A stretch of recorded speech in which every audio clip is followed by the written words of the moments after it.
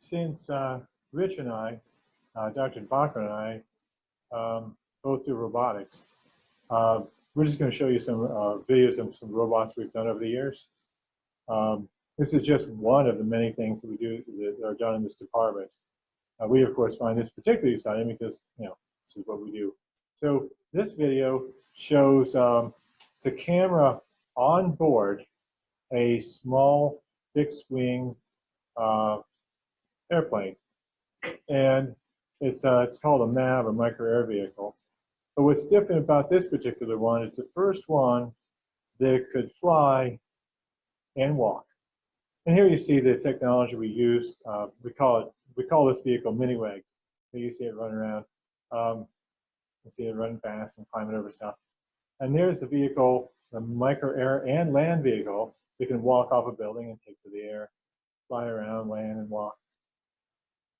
So here you see it's going to come down and land. This is that same video, except now the video from the ground is it flies and lands, and now it's going to walk toward this target over there.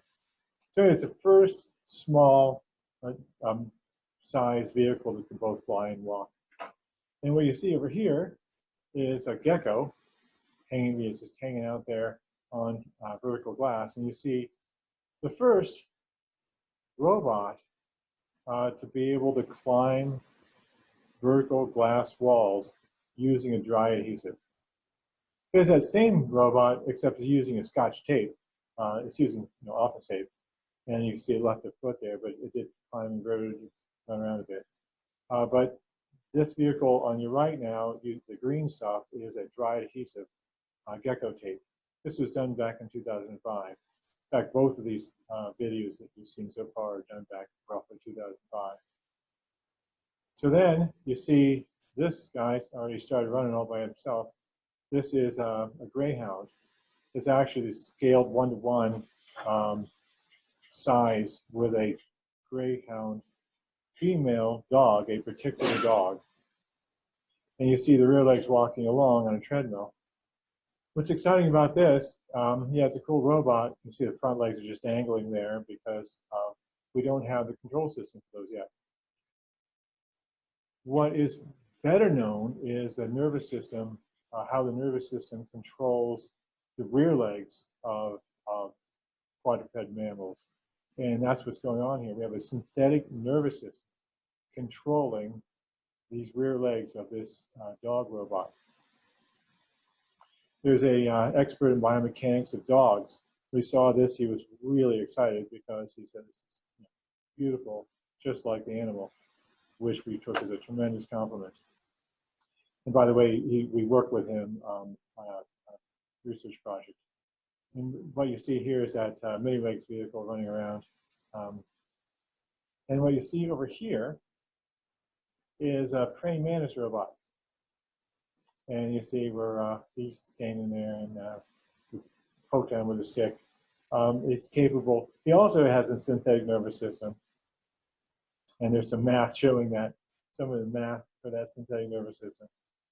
The idea is what we do is we learn from the biology. We're a biorobotics lab, so we work with biologists, and in particular, in this case, neuroscientists.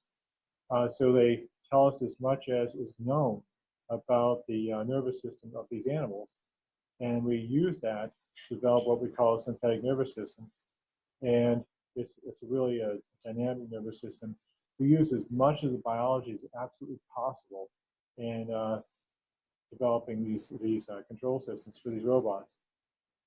Here you see in the middle here, you see this little robot going down the stairs, which is easy. Going upstairs is a lot harder than a little robot. That's a click beetle. Click beetles jump using their body joint instead of their legs. So that was the idea then, to make that mini legs jump upstairs. And here you see it tromping along here and leaping up the stairs. And over there on the left now, you see the mantis robot performing some of the reflexes that you find in insects. And here you see we don't just do insect robots, and we don't just do robots. This is actually an exoskeleton. What you see here is there's a there's a motor here on the knee, and there's a motor here on the hip. And the idea is to help individuals with spinal cord injuries to walk. So you see there's a bracing. This is a stiff brace. And then we have the motors to drive the joints. So we do our exoskeleton significantly differently. We're also using the muscles of the individuals, even though the spinal cord is injured. Typically the nerves and the muscles are still viable, so we can stimulate the nerves, which then stimulate the muscles, and you can actually have people walk with just the muscles. Trouble is, the muscles actually get fatigued, and then the person can only walk for like 5 minutes.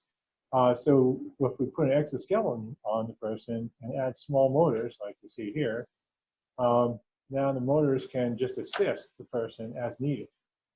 So the muscles do what they can, and the motors take over from there. And we're now working on a project where we're stabilizing people. The idea is you have to have, right now the person has to have like a granny walker that they can support themselves.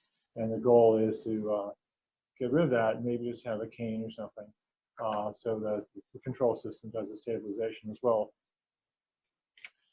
And here you see, this is the able-bodied person walking along, showing the device. We did a lot of able-bodied testing.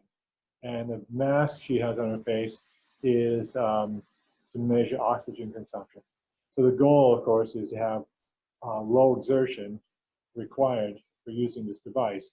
So we're working toward a design and control system that would be more comfortable and take less exertion.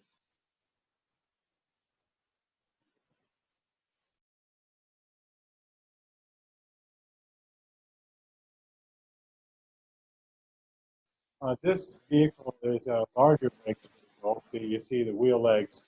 The wheel legs make it possible to climb over stuff, like you saw with the mini wigs. Like we can climb over pretty large objects rather than using wheels. But this robot, in addition to being able to climb over stuff, can also run ridiculously fast. It's like that was a blur. There it goes again, 27 miles an hour. So it's a relatively small vehicle that can run crazy fast. The reason it can both climb over things and run really fast is because it's got a 3-speed transmission. So you can put in lower gear and climb over stuff, and then when you get on a flat, go like crazy. So yeah, this is a biorobotics lab.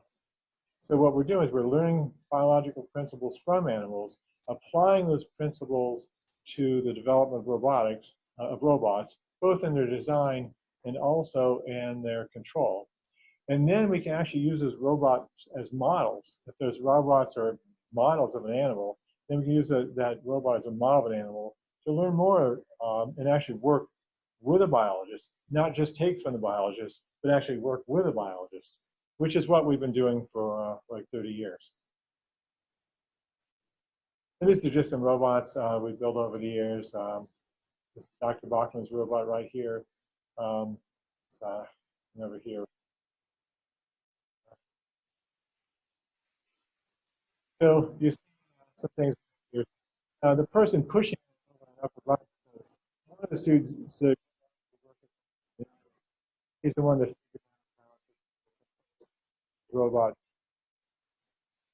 with arms. His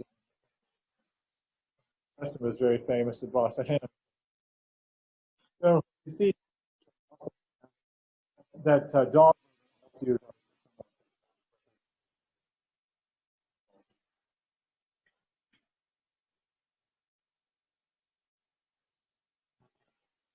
This robot is 3 inches long. It's a cricket robot. Also uses these artificial muscles. Long. 1 inch long artificial muscles. The hoses are there to transport air to the muscles because they're air activated. And then, yeah, we've already talked about, kind of zooming through here, because the WEGS concept is actually based on cockroaches. cockroaches running a nominal tripod gait, but they change the gait when they climb, and they rear out before they climb. So if they just run into something, they actually rear out before their feet contact, and they also bend their bodies when they climb things like this. And this is a styrofoam block that's climbing. Anyway, those concepts are what we put into the WEGS robot. So this is the wheel leg idea, which you've already seen. And there's I'm just going to zoom forward. This is just showing the robot WEGS uses those concepts. But yeah, what can you use a robot like this for? Well, the one on the left is running around in an orange orchard. You can imagine it being a Pied Piper for insects. The one on the right, this is a rubble pile, so you can imagine this is being used for search and rescue. So these robots are remarkably agile, fairly simple in terms of controls. A lot of the controls are actually embedded in the can. So it's a great mechanical design project. And then here you see a robot that is larger. I'm just going to zoom over the technical stuff here and just get to the fun stuff. So here it is, climbing without the body joint. The body joint is locked there. Here you can see it's slow motion struggling. Slow motion, but struggling behind this. You can just barely get up there, and then it's not going to make it. And then there we go, saving it with a pillow. And here we're actually using the body joint to climb. Here it's actually climbing this taller obstacle. That body joint.